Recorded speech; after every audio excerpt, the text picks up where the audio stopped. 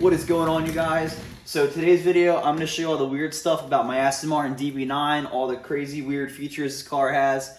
And if you guys are new to the channel, I would really appreciate it if you subscribed. This year I'm trying to reach 1,000 subscribers and I need your help to do it. I would really appreciate it.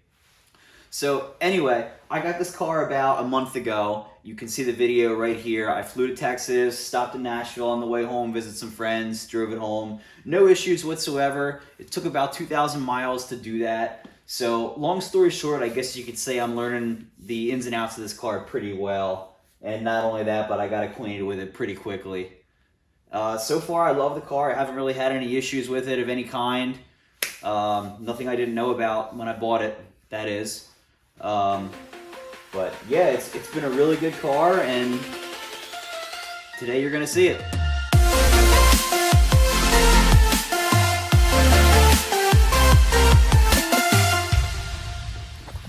So there's something about Aston Martins with their proportions. They use something called the golden ratio, and this isn't exactly like a weird feature or anything, but I'm just showing you.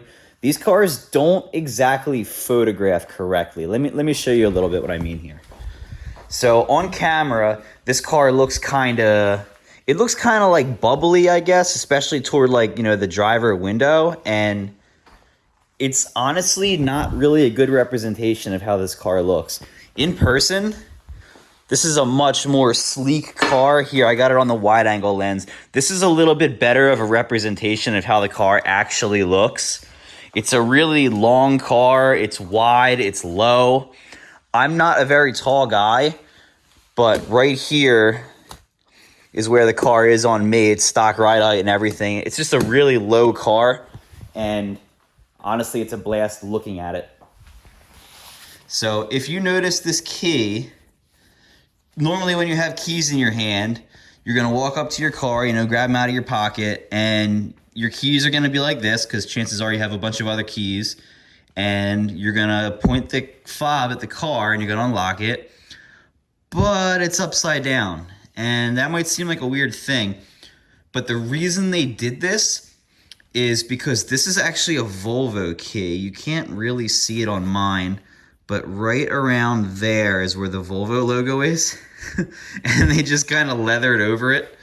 And the reason it's actually upside down is because on the Volvo key, this silver metal plate isn't here, and instead there's the key to the Volvo. So on the Volvo, there is no key fob and key. It's just one thing. You stick this into the ignition and you start it up. I'm not really sure why they decided to cut that kind of a corner. I do think it's a cool looking key fob. If I didn't know it was from a Volvo, honestly, even though I did, I don't think it really diminishes the look of it. I just thought it was interesting that they chose to use a key fob that used to go into another car like this, but whatever. So next up, we're going to talk about these doors. Aston Martin calls these the swan wing doors. So how they work is you push on the two dots, and then you just pull on the handle, and eventually it just opens the door. So Aston Martin would probably tell you that they did that for ground clearance, but the fact of the matter is, 80% of it just kind of looks cool. And I agree. I think it looks really cool. It's a really unique feature that you just don't see on a lot of other cars. All right, so next up, I'm going to show you guys the back seats. This is just, well, you'll see. And remember, I'm only 5'7".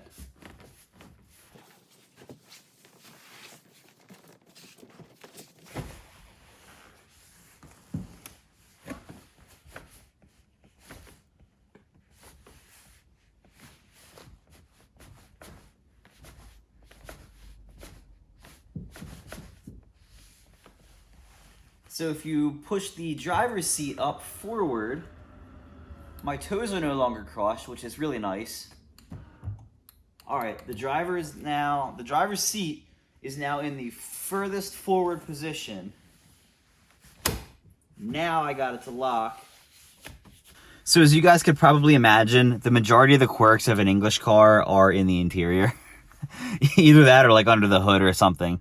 Luckily, this car doesn't really have too many problems under the hood. And even DB9s aren't even really known for that many weird, horrific issues, at least. Check out these sun visors. Look at that. These are they're probably about 3 inches tall. They're probably the most useless sun visors I've ever seen. They don't really do anything. It is kind of nice. It's like a little bit of like an anti-glare shield if you're like driving on the highway or long distance or something. Driving home from Texas, I had them down just about the whole way, but they didn't actually protect me from the sun or anything like that. I just, you know, Aston Martin wants you to look cool when you drive this thing, so they just recommend a nice pair of sunglasses. I mean, look at this. You're driving. You can't even move this to like the side or anything, and if I want to see myself, I have to like move over. Like, not really a feature, but I just want to point this out. The little icon of the car that's on the center screen is a DB9, and you see that little stroke right there? They even paid attention to the car's outer fender vents. Nice little detail, I thought. Another really cool thing I like about Aston Martins is this gauge cluster. So they kind of changed this for the newer cars. They don't quite do what they used to. But on the older ones, the tach actually spins the opposite direction. I have no idea why they did that, but it's such a nice little subtle touch to the car, and I really, really like it. Even though when I was younger and I used to play this car in Need for Speed, and I used to hate it, I had no idea why the tach would spin the opposite way, and it always messed me up. But now that I have the actual car in real life, I like it. Cars like this don't normally really have big trunks. You know, you could basically fit like, you know, a golf club or two or whatever. Here's a strap where you can put the Aston Martin umbrella that my car doesn't have, but I'm looking for one. So if you guys have one, let me know. But yeah, nice small trunk. This is really designed to be a car that fits 2 people comfortably.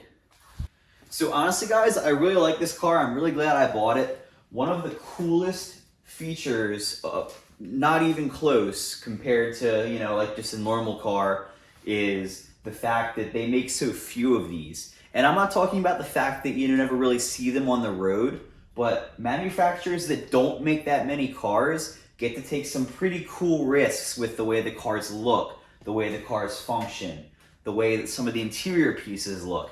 It's really, really no shock at all, just looking at the car and some of the cool features that it has, that this is a low production exotic sports car.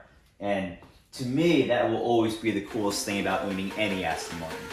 I hope you guys liked the video. Make sure you like and subscribe, and I'll see you next week.